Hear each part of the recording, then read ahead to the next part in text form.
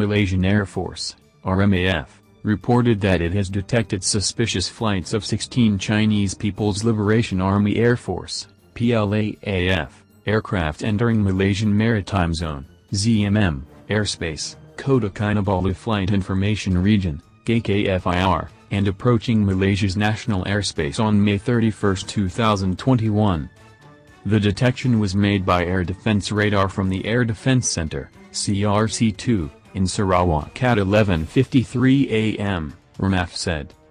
It added that the Chinese PLAAF aircraft were detected flying at an altitude between 23,000 feet to 27,000 feet with a speed of 290 knots through Singapore before entering ZMM airspace, KKFIR, and then flying towards 60 nautical miles from the coast of Sarawak.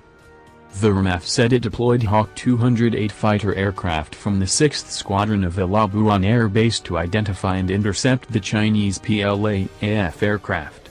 It noted that Chinese PLAAF Ilyushin Il-76 and Xi'an Y-20 aircraft were identified. The RMAF said the incident was a serious matter of threat to Malaysia's sovereignty and aviation safety with the density of air traffic in flight route of KKFIR.